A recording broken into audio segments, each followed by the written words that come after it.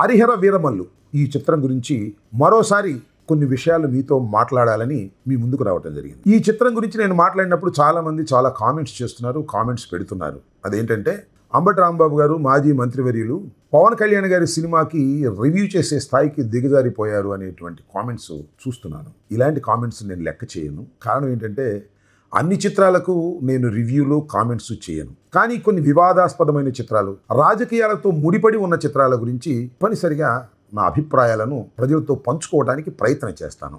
ఆ క్రమంలోనే పవన్ కళ్యాణ్ గారు నటించినటువంటి బహుభాషా చిత్రమైనటువంటి హరిహర వీరమల్లు విజయవంతం కావాలని, కనకవర్షం కురిపించాలని మనస్ఫూర్తిగా కోరుకున్నటువంటి వ్యక్తుల్లో నేను ఒకని. ఎందుకంటే ఆయన మా రాజకీయ ప్రత్యర్థి తప్ప మా సినిమా ప్రత్యర్థి కాదు అనేటువంటి విషయం తెలిసిన వ్యక్తిగా, దానితో పాటు ఏఎం రత్నం అనేటువంటి ఒక నిర్మాత 5 సంవత్సరాల నుంచి ఆ చిత్రం విడుదల కాక ఆర్థికంగా అనేక ఇబ్బందులు పడుతున్నాడని తెలిసిన వ్యక్తిగా ఈ సినిమా ఘన విజయం సాధించాలని, పవన్ కళ్యాణ్ గారికి మంచి పేరు తీసుకురావాలని కోరుకున్నాను. కానీ విడుదలైంది, ఘన విజయం సాధించలేకపోయిందని చెప్పడంలో ఏ విధమైన సందేహమూ లేదు.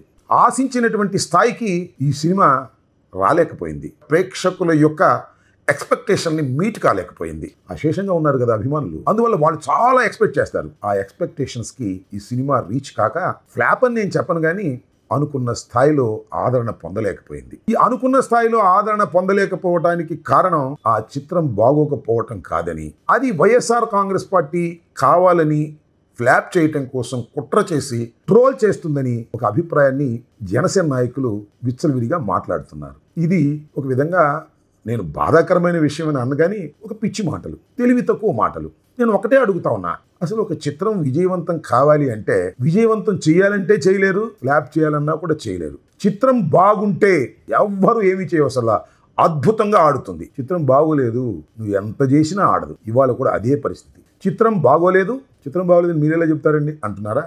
నేను చిత్రాన్ని చూశాను. పనిమాల వెళ్ళి ఆ 2 గంటల 34 నిమిషాలు థియేటర్లో కూర్చుని సినిమా చూశా. ఈ సినిమానే కాదు, ప్రతి సినిమా కూడా నేను చూస్తా. నాకు అలవాటు, నాకు సినిమాలు చూడాలనే కోరిక కూడా నాకుంది. మీకు తెలుసు, ఇంతకుముందు జరిగినటువంటి సినిమాలు చాలా చూశాను. వాటి గురించి కూడా నేను మాట్లాడినటువంటి సందర్భాలు కూడా ఉన్నాయి. అదేవిధంగా ఈ చిత్రాన్ని చూసి చెప్తున్నా, ఈ సినిమా విజయవంతం కాలేదు, ఫ్లాప్కు దగ్గరగా ఉంది. ఈ ఫ్లాప్కు కారణం వైఎస్ఆర్ కాంగ్రెస్ పార్టీ కార్యకర్తలు, నాయకులు దీన్ని బ్యాన్ చేశారు, దీన్ని ఫెయిల్ చేశారు అనేటువంటి మాటలు మాట్లాడుతున్నారు.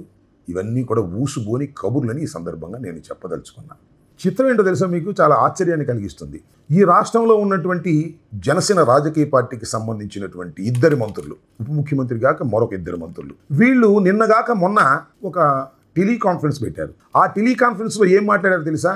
రాష్ట్రంలో ఉన్న సమస్యల గురించి మాట్లాడలేదు, రాష్ట్రంలో వర్షాల వల్ల జరుగుతున్న నష్టం గురించి మాట్లాడలేదు, రాష్ట్రంలో ఉన్నటువంటి రైతుల యొక్క బాధల గురించి మాట్లాడలేదు. వారు మాట్లాడింది ఏంటంటే, ఈ చిత్రం హరిహర వీరమల్లు అనేది ఫ్లాప్ అవుతానికి దగ్గరగా ఉంది, దీన్ని ఫ్లాప్ కానివ్వద్దు, ఇది హిట్ చేసే కార్యక్రమం చేయాలి, ఇది వైఎస్ఆర్ కాంగ్రెస్ పార్టీ కుట్రపూరితంగా ఫ్లాప్ చేయాలని ప్రయత్నం చేస్తుంది, అవసరమైతే మీరు థియేటర్ల దగ్గరికి వెళ్ళండి, థియేటర్ దగ్గరికి వెళ్ళటమే కాదు, ఎవరికైనా డబ్బులు లేకపోతే టిక్కెట్లు కొని వారిని సినిమా చూపించండి, ఆ విధంగా ఈ సినిమాని పైకి లేపండి అనేటువంటి మాటలు టెలికాన్ఫరెన్స్లో వారు చెప్పుకున్నారంటే ఎవరున్నారు దానిలో?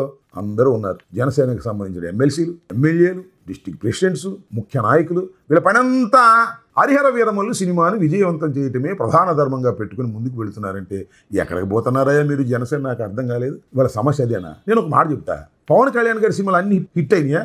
ఎవరి సినిమాలైనా అన్ని హిట్ అయినాయా? చిరంజీవి గారి సినిమాలు హిట్ కాకుండా పోలేదా? పవన్ కళ్యాణ్ గారి సినిమాలు హిట్ కాకుండా పోలేదా? ఒకసారి హిట్ కాకపోతే ఇక అంతేనా, అయిపోద్దా పని? ఇవాళ హరిహర వీరమల్లు హిట్ కాకపోతే ఇక పవన్ కళ్యాణ్ గారి పని అయిపోయింది అనుకునే స్థాయికి మీరు ఎందుకు దిగజారిపోతున్నారు? నాకు అర్థం కాల.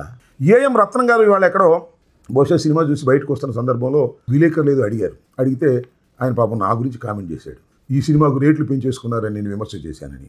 రేట్లు పెంచుకున్న మాట వాస్తవం, అది తప్పనే విషయాన్ని కూడా నేను చాలా స్పష్టంగా చెప్పదలుచుకున్నా. రాంబాబు గారు ఊరికినే మాట్లాడితే కాదు, వచ్చి సినిమా చేయమనండి, ఆ బాధలు ఏంటో తెలుస్తాయి, రోడ్డు మీద డ్యాన్స్ వేయటం కాదు అనేటువంటి మాటలు కూడా ఆయన మాట్లాడారు. పాపం ఆయన రాజకీయ నాయకుడు కదనుకోండి, ఏదో మంచి వ్యక్తి అనే నాకున్నటువంటి అభిప్రాయం కూడా, నేను విన్న అభిప్రాయం కూడా. అయితే ఏంటంటే సినిమాకు టిక్కెట్లు పెంచితేనే లాభాలు వస్తాయి, ఈ సినిమా సెక్స్ అవుతుంది అనుకోవటం చాలా పొరపాటు. ఇంతకుముందు కూడా చెప్పా, సినిమా బాగుండాలి తప్ప అది ఎక్కువ కాలం ఆడాలి, ఎగబడి చూడాలి అనేటువంటి పరిస్థితి ఉండాలి, కంటెంట్ ఉండాలి. కంటెంట్ లేకుండా నువ్వు ధరలు పెంచితే మాత్రం ఏ ఉపయోగం చెప్పండి? ఇవాళ ధరలు పెంచారు, ఎంతవరకు వచ్చాయి మీకు? ఏఎం రత్నం గారు సినిమా హాల్ నుంచి బయటకు వస్తుంటే ఏమండి సంతోషం అంటే ఒక పిచ్చిని ఉన్నవాడు, ఆయన సంతోషంగా లేడనేది చాలా స్పష్టమైనటువంటి అభిప్రాయం. ఇక్కడ ఇంకొక విషయాన్ని కూడా నేను చాలా స్పష్టంగా చెప్పదలుచుకున్నా. పవన్ కళ్యాణ్ గారు ఒకానొక సందర్భంలో ఏమన్నారంటే, సినిమా రేట్లు పెంచాలంటే నిర్మాతలు వచ్చి డైరెక్ట్గా ప్రభుత్వాన్ని అడగకూడదు, ఫిల్మ్ ఛాంబర్ ద్వారా మాత్రమే రావాలి, అలా వస్తేనే వాటిని పరిశీలిస్తాం అని చెప్పాడు. ఎవరు? పవన్ కళ్యాణ్ గారు, ఉప ముఖ్యమంత్రి గారు, దానితో పాటు సినిమాటోగ్రఫీ మినిస్టర్గా జనసేన పార్టీ ఉన్న సందర్భంలో. ఇవాళ ఏం చేశారండి పవన్ కళ్యాణ్ గారు? నాకు అర్థం కాలేదు. ఇవాళ అసలు ఫిల్మ్ ఛాంబర్ నుంచి రాకోకుండానే డైరెక్ట్గా మీ ఇన్ఫ్లుయెన్స్ ఉపయోగించి చంద్రబాబు నాయుడు గారి మీద రేట్లు పెంచే కార్యక్రమం చేసుకున్నారు లేదా? ఇది విమర్శిస్తే తప్ప, మీరన్న మాట మీద మీరే నిలబడకపోతే ఇంకేంటి దాని అర్థం? కాబట్టి నేను చెప్పదలుచుకున్నది ఏంటంటే, ఏదో మీ చిత్రం కంటెంట్ లేక అది ఫ్లాప్ అయితే అది రాజకీయంగా ఎదుటి పార్టీ వాళ్ళ మీద వేసేటటువంటి ప్రయత్నం చేయటం చాలా దిగజారుడు పని అనే విషయాన్ని మీరు గుర్తుపెట్టుకోండి. చాలామంది ట్రోల్ చేశారు అంటున్నారు. నిజమే, చాలామంది ట్రోల్ చేశారు. బాగోలేదని ట్రోల్ చేశారు, రేట్లు పెంచుకున్నారని ట్రోల్ చేశారు. ఈ ట్రోల్ చేసింది వైసీపీ నాయకులు అనుకుంటున్నారా? పొరపాటు పడుతున్నారు. ఇది చేసింది మీ కూటమిలో ఉన్నటువంటి వ్యక్తులే చేస్తున్నారు. దాన్ని మీరు కనిపెట్టుకోలేకపోతే అది మీ కర్మ. ఇవాళ నేను ఒకటి చాలా స్పష్టంగా చెప్పదలుచుకున్నది ఏమిటి అంటే, పవన్ కళ్యాణ్ గారు, జనసేన పార్టీ నాయకులకి నేను స్పష్టంగా చెప్పదలుచుకున్న అంశం ఏమిటంటే, మీ పెరుగుదల మాకేం ప్రమాదం కాదు. మీ పెరుగుదల ప్రమాదం మీ పక్కవాడికే. ఎందుకంటే మీరు బాగా పెరిగారు అనుకోండి, మీరు బాగా పెరిగితే మీరు ఎక్కువ సీట్లు అడుగుతారని వాళ్ళు భయపడుతున్నారు. మీరు ఎలాగూ 15 సంవత్సరాలు 20 సంవత్సరాలు మేము కలిసే ఉంటాం, ఒకే మంచంలో పడుకుంటాం, ఒకే కంచంలో తింటాం అని మీరు అంటున్నారు కదా. మీరు పెరిగితే ఎవరికి నష్టం? మాకేమి నష్టం? ప్రభుత్వ వ్యతిరేకత ఉంటే ఆ వ్యతిరేకతలో మీరు కొట్టుకుపోతారు. మీరు పెరిగితే నష్టం 50 సీట్లు 100 సీట్లు అడుగుతారని మీ పక్కనున్న వారికి బాధ తప్ప, అలా ఎదిగితే మాకేమి ఇబ్బంది ఏమీ లేదు తప్ప వాళ్ళకి ఇబ్బంది. మీరు ఎదగకూడదు, లోబడి ఉండాలి అని అనుకునేది వాళ్ళు ట్రోల్ చేస్తున్నారు. మీరు సినిమా థియేటర్ల దగ్గర కనుక్కోండి. మీకు చాలామంది సినిమా థియేటర్లు యజమానులు చాలామంది తెలుసు కదా, ఎవరు సినిమాకు రావటం లేదో కనుక్కోండి. కావాలని రాని కొందరు వ్యక్తులు ఉన్నారు, వాళ్ళు మీ కూటమికి చెందినటువంటి వ్యక్తులే. గుర్తుపెట్టుకోండి, మీరు మహానటులుగా అయితే బాధపడే వ్యక్తులు చాలామంది ఉన్నారు. వాళ్ళందరూ కూడా కూటమికి సంబంధించిన వ్యక్తులే తప్ప వైఎస్ఆర్ కాంగ్రెస్ పార్టీకి సంబంధించిన వ్యక్తులు కాదనే విషయాన్ని మీరు గమనించండి. గమనించకపోతే మీ ఇష్టం, మాకు ఏ విధమైన అభ్యంతరం లేదు. మీ సినిమా అద్భుతంగా ఆడాలని, మీకు కోట్లు రావాలని మేము కోరుకుంటాం. దానివల్ల మాకేమీ నష్టం కూడా లేదు. సినిమాల గురించి మాట్లాడేటటువంటి పరిస్థితి మాకు వస్తుందంటే అది మీలాంటి వాళ్ళు కామెంట్ చేసినప్పుడే వస్తుందనే విషయాన్ని గుర్తుపెట్టుకోమని చెప్తున్నాను. ఇవాళ జనసేనకు సంబంధించినటువంటి మంత్రులు దుర్గేష్ గారు, అదేవిధంగా మనోహర్ గారు, హరిప్రసాద్ గారు వాళ్ళు టెలికాన్ఫరెన్స్ పెట్టి సినిమాను లేపండా అంటే ఏమి లేచిద్ది? పోయిన సినిమా ఎన్ని చేసినా అది లేగవదు. ఇది సినిమా చరిత్ర తెలిసిన వాళ్ళు అడిగితే క్లియర్గా చెప్తారు. పవన్ కళ్యాణ్ గారిని అడిగినా కూడా క్లియర్గా చెప్తారు. ఒక్కసారి పడిపోయిన సినిమా లెగిసే ప్రశ్నే లేదు. దురదృష్టవశాత్తు ఈ సినిమా విజయవంతం కాలేకపోయింది. కాకపోతే నేను ఒక విషయాన్ని చెప్తా, ఇంకా 2 సినిమాలు ఉన్నాయి, చేసుకోండి. ఉస్తాద్ భగత్ సింగ్, అదేవిధంగా ఓజీ, ఈ 2 చిత్రాలు ఉన్నాయి. ఆ 2 చిత్రాల్లో అమోఘమైన నటన ప్రదర్శించి శభాష్ అని అనిపించుకోండి. ఎవరికేం అభ్యంతరం? మాకు ఏ విధమైన అభ్యంతరం లేదు. అనవసరంగా మీ ఫెయిల్యూర్ని వైఎస్ఆర్ కాంగ్రెస్ పార్టీ మీద వేసేటటువంటి చౌకబారు పనులు మాత్రం దయచేసి చేయొద్దని, అలాగే ఏఎం రత్నం గారికి కూడా నేను మనవి చేస్తున్నా, మేము వచ్చి మీతో సినిమాలు తీసే పరిస్థితి ఉండదు, మీరు వచ్చి మాతో రాజకీయాలు చేసే పరిస్థితి ఉండదు.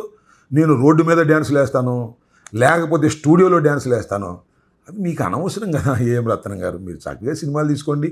మీ సినిమాలు విజయవంతం కావాలని మేము కోరుకుంటాం. మీరు చాలా మంచి చిత్రాలను తెలుగు ప్రేక్షకులకు అందించి అలరించినటువంటి నిర్మాత మీరు బాగుండాలని మేము కోరుకుంటాం తప్ప మరొకటి కాదనే విషయాన్ని కూడా గమనించాలని ఈ సందర్భంగా కోరుకుంటూ సెలవు తీసుకుంటున్నాను. నమస్తే.